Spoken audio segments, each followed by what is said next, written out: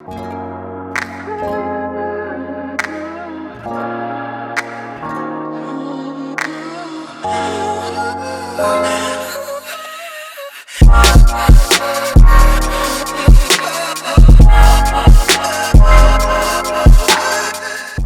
up, guys? Welcome to the Beats of Mind. For this week, I get to feature my dude Dcap. He's the founder of Future Knock and a really great producer. Thanks for having me, man. Really excited. Thank you, man. So just to start, how did you really get into producing and that entire process of creating music?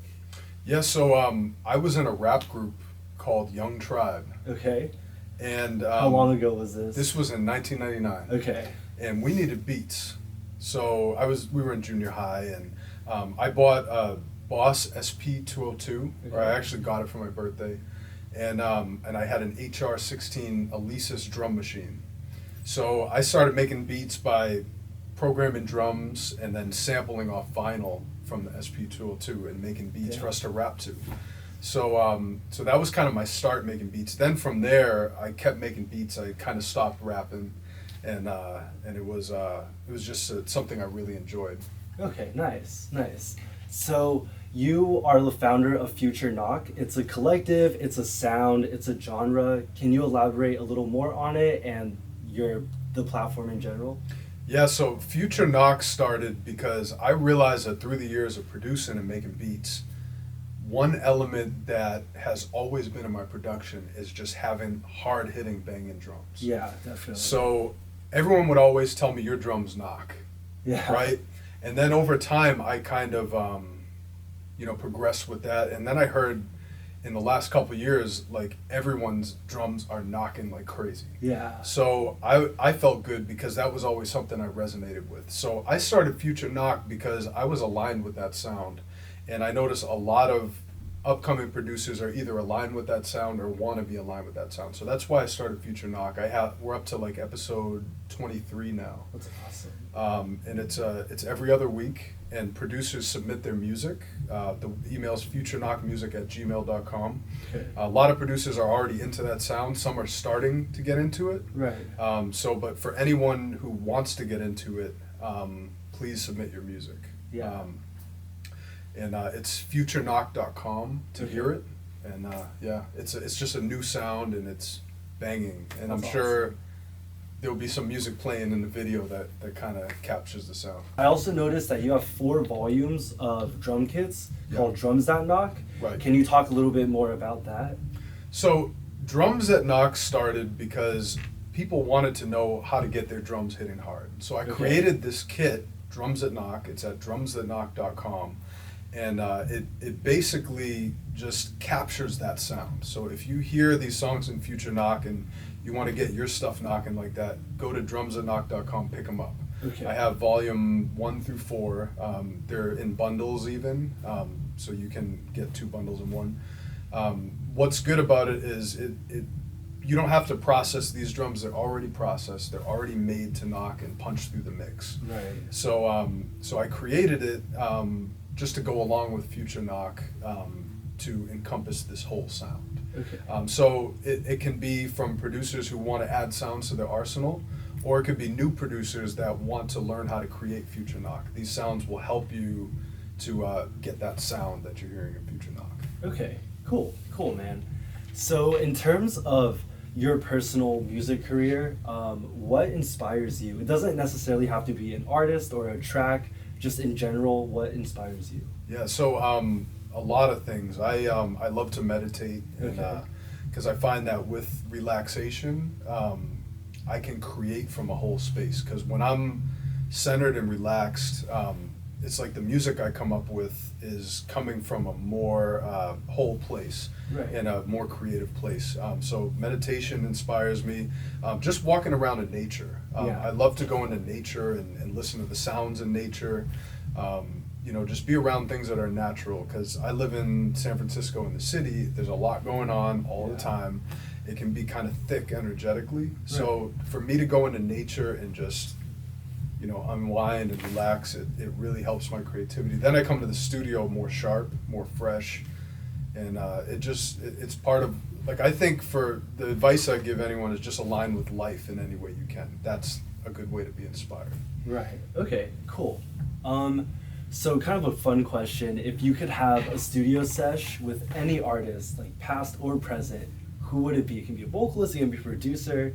Yeah, someone asked me that in an interview a few days ago, and I answered differently. I'm going to answer it differently now. Okay, cool. I would say I would just bring in all the producers in Future Knock and just have a big mansion. Big sesh. Just everyone bring their MacBook Pro and their headphones, and we'll have some studios and all that, but everyone just doing what they do, like how they make beats in their bedroom, just bring it there, but collaborate. Bring everyone together. So like everyone with their tricks in FL Studio and Ableton, like, just sharing and just building like incredible tracks. So I could see that happening as Future Knock starts to get out there a little Future more. Knock beat sessions, Oh man, my that'd be God. crazy. Anyone who wants to learn and sharing Yeah, ideas and all that. Yeah, I feel like creativity among producers is something that needs to be focused on, right? Just Absolutely. like huge artists, they have so many people that work with them, and producers should as well.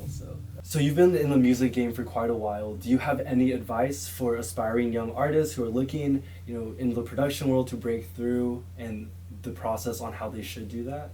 Yeah, so the first thing I would say is work on your craft. Okay. Like, if you're a producer, make tracks every single day. Okay. Just make tracks every day. If you're in a beat block, make tracks every single day. Right. If you aren't feeling it, make tracks every single day. You just gotta push through. Don't stop. Yeah. And in doing that, your first track might be horrible, your second track might be horrible, your third track might be horrible, your fourth track, your 15th track might be horrible, but guess what? That 16th track is going to be dope. Yeah. So if you're serious about this and you want to get better, make tracks every single day. That's one piece of advice I have.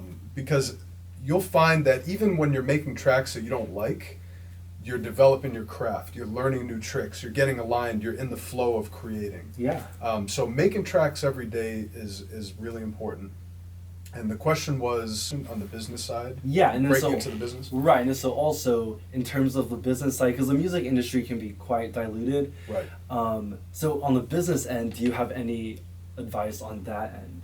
Yeah, I think the most important thing is your sound. Like, hone in on your sound first. Okay. Make sure it's unique, it's different, and it's authentic. Okay. Make sure it's really you. Right. And once you do that, it doesn't matter how diluted the business is, because by you being able to express yourself authentically, eventually it will catch on. Yeah. Now, with putting your music out there, take the same approach as making tracks. You have to keep putting it out there in order for it to catch on. Yeah. And once it does catch on, it's like a trail of dominoes. It's like you hit one domino and they all fall. Yeah. You got to keep going. You got to keep putting music out there. Keep working with artists. Keep promoting yourself. Okay. And after doing that, it just starts to spread. Right. Now, another thing I noticed is your social media should be consistent. Right. So Definitely. if your name is Dcap and your SoundCloud is Dcap Music, make your Twitter Dcap Music. Yep. Make your Facebook Dcap Music. Yep, Make your exactly. Snapchat Dcap Music. Make your Instagram Dcap Music. That way, when someone hears your song and they want to follow you on social, they don't have to play guessing games. It's not like a mystery, like. Exactly. Yeah. It's just Dcap Music all across all social media platforms. Yep. So when you do that, just be consistent. There's a lot of artists who are really good and some who need work, but keep your branding consistent too. Keep your profile picture the same across or similar across all the platforms. Because what you're doing is you're building a brand, you're building a presence. So yeah, in terms of the future, where do you see yourself as Dcap going? Where do you see Future Knock going? This entire platform that you're building. Yeah, well, I see myself just expanding the platform. Yeah. I want Future Knock to be in the mainstream. I want it, like I said, I want it to be much more popular. Same with Dcap, my artist brand. I want to expand on that and bring it out. I've already had a chance to work with some great artists. I actually just released a Future Knock track with an upcoming artist that just signed a $2 million deal with Atlantic, Joyner Lucas. What? We just put out a track, Ultrasound. I've worked with like Snoop Dogg, Talib Kweli, tons of artists. That's awesome. But I hope to just expand it into bigger and bigger leagues, the Dcap brand, and more importantly, the Future Knock collective of all of us putting the sound up to the world. Yeah, yeah, and right below this video in the links, there'll be all the links from Dcap to Future Knock to Drums That Knock. It's all in the links below, so definitely check that out. Definitely check that out. And follow. Yeah, man. So Dcap is down to do a 5-minute beat challenge, so I'm super excited for this. You guys want to stay tuned. This is going to be pretty crazy. Stay tuned. Thanks, man. Thanks for doing this. Thank you. Awesome.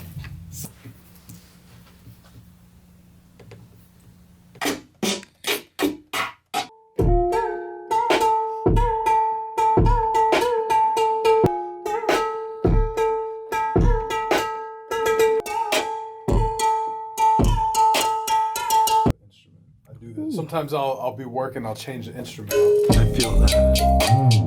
Ooh.